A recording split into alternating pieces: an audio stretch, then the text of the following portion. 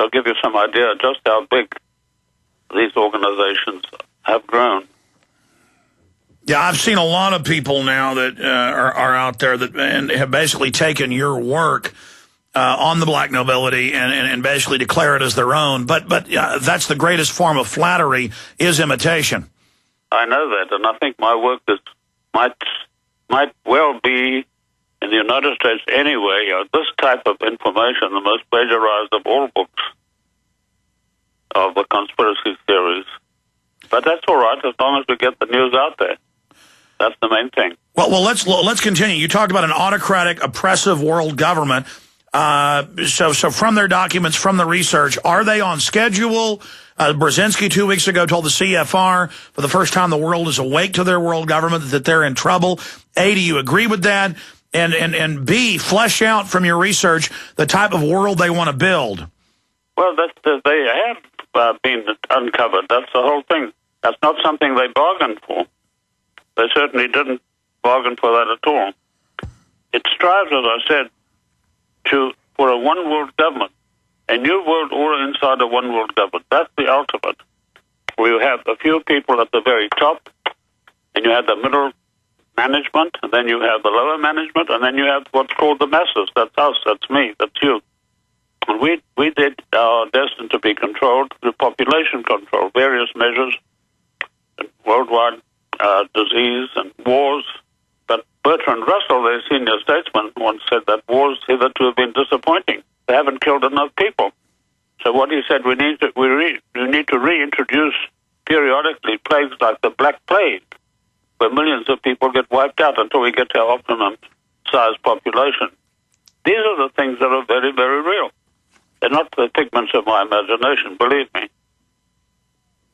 No, I've actually got the Bertrand Russell books where he talks about that, and then he's hailed as a liberal.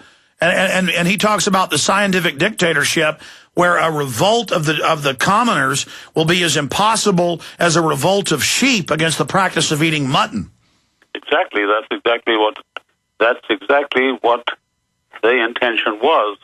And, you know, I had to bring Hitler into the thing, but Hitler's, at least the German eugenics program, was actually started in America by the mother of the late Averell Harriman. She had a eugenic society based in Upper New York State, and she had a huge meeting in when I think it was about 1921. I'm not sure of the date, of the eugenic societies, and a lot of German dignitaries came, and that's actually where Hitler got his extermination policies.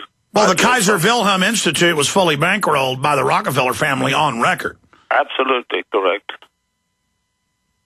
Let me throw this curveball in because, you know, there's big debates on the internet by people that don't do research. I understand it's an imperial, corporate, letter of marque, commerce system, and that's how the globalists describe themselves, because I actually read their documents like you do.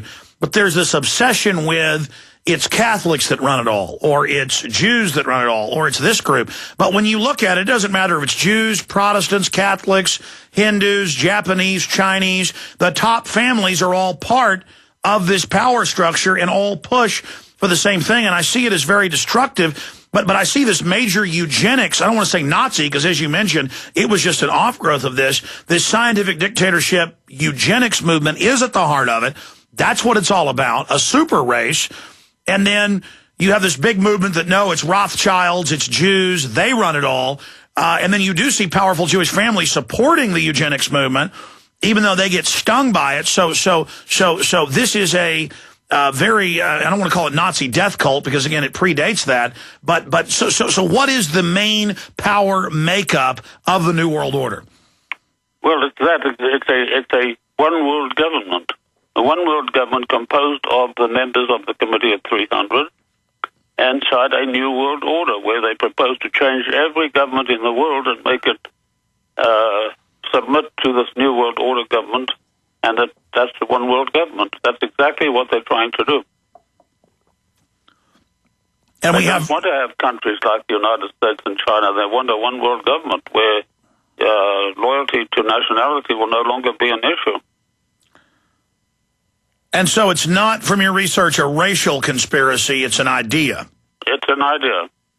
an idea that they said time has come, and they're running behind their timetable because there's been a lot of opposition. For instance, Stalin, as bad a guy as he was, had his good points. He threw a spanner in the works of this. He said, I'm not going to be beholden, a great country like Russia, to a bunch of cosmopolitans meeting in New York.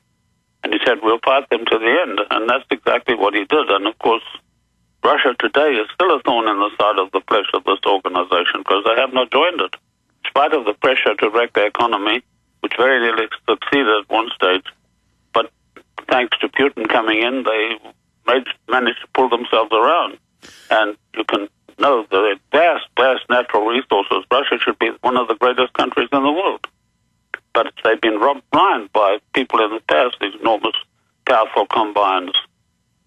Well, I mean, specifically from my research, when the globalist puppet was kicked out, then you got the drunken semi-puppet who was then replaced by his vice president, Putin.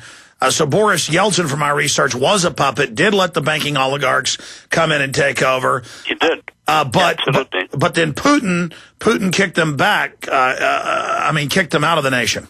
That's what he did. Yes, that's exactly what happened.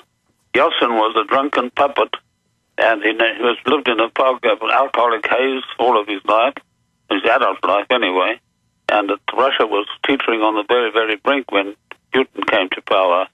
And he cancelled all these monopolies, and all of these international bankers fled. Many of them fled to England. Most of them went to Israel. And Berezovsky is the big man in England who runs the show there. He owns football clubs and enormous property holdings. He's an extremely wealthy man.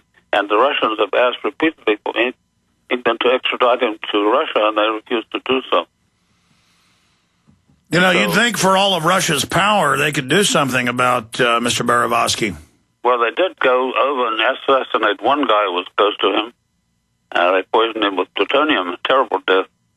But they've not been able to get near to him. He lives in a guarded compound, and he never goes around except with about 10 or 12 bodyguards.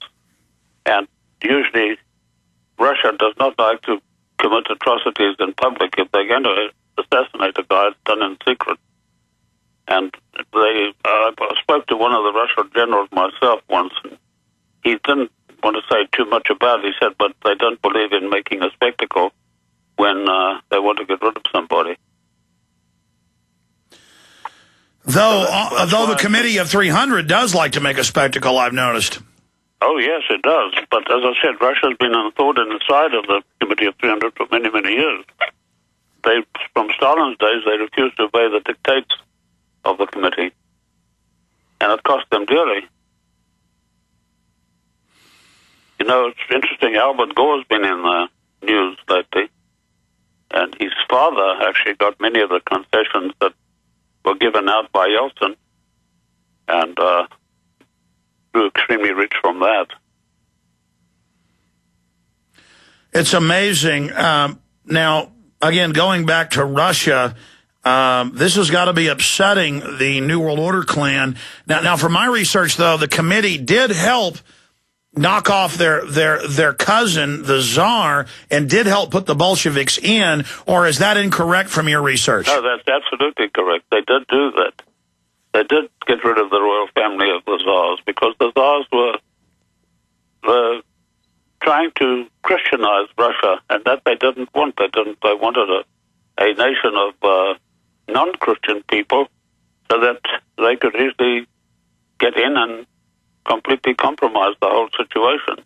Because they found that statistically, real Christians will create amazing, independent local wealth and strong families, correct? That's exactly why they wanted to get rid of them.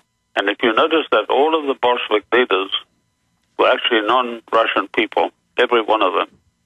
All the people who fomented the Bolshevik Revolution were non-Russian nationals. In other words, they were born in Russia, but they were able to speak Russian, but they were not of the soil of Russia. They were not actually Russian.